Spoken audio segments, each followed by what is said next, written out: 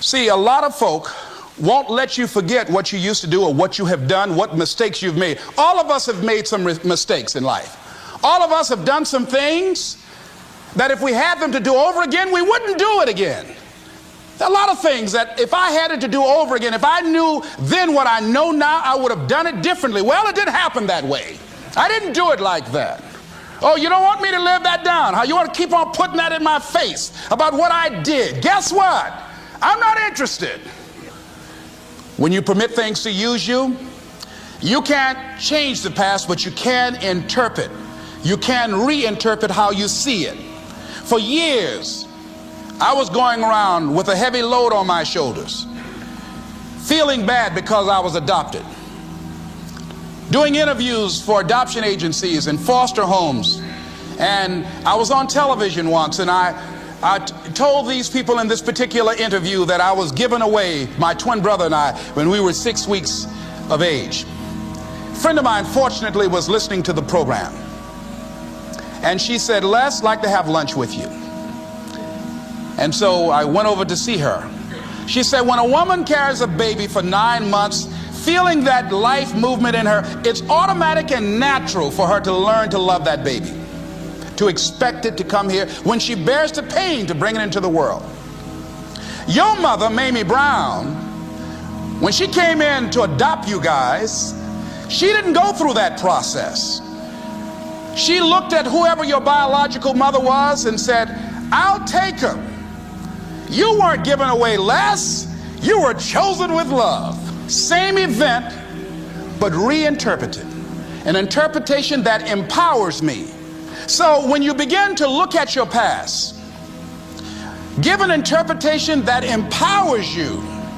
That's where I used to be. That's not where I am now. I'm growing. In your mind right now, think about some particular event or act in your life that you feel very bad about, that you really regret that took place. If you had to do over again, you would do it differently. With that there, I want you to see yourself in your mind's eye and say to yourself, I love myself unconditionally, and I forgive myself. If I knew better, I would have done better. Let me tell you something about the mind, how it uses you. I'll tell you something super stupid that I used to do. Do you know for years, I hated my mother and my father, whoever they were, because they gave me away as I thought at that point in time. And guess what? I didn't have any faces for the hatred because I never saw either one of them. And I said, I hate them for that. And then once I forgave them and said, it's okay. Had they not given me away, I would have never been blessed to have the mother that I have. But when I went through this process, saying forgive them, I remember in my mind as I was trying to picture these people, I had two individuals in my mind standing there with no faces because I didn't know how they look. But I released that. I let that luggage go. Think about somebody that you've hurt, somebody that you've disappointed, either deliberately or inadvertently, or someone that has hurt you, that caused you some pain, caused you some disappointment, somebody that you don't like. Deliberately or inadvertently, think about them. Somebody that you really, when you think about them, the room turns red, and say, I forgive you. I forgive you unconditionally. Whew, boy, that's a heavy load to let off.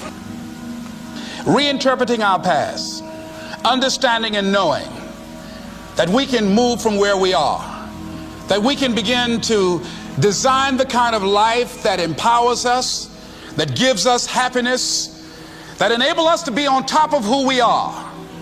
Knowing that as we begin to explore new horizons and new vistas in life, that as we begin to focus on developing ourselves, as we begin to elevate ourselves and not to follow the crowd, activating the thinker in us and disciplining and putting on hold the emotional part of ourselves. It's not easy, but through practice and practice and practice. Practice makes what? Absolutely not. Dismantle that belief system. Practice makes improvement. You can always better your best. You can always go beyond anything that you have ever done. You'll never hit a state of perfection. You're always bigger than what you do. And so all you're looking for are new breakthroughs through practice and practice and practice. You'll get better and better and better.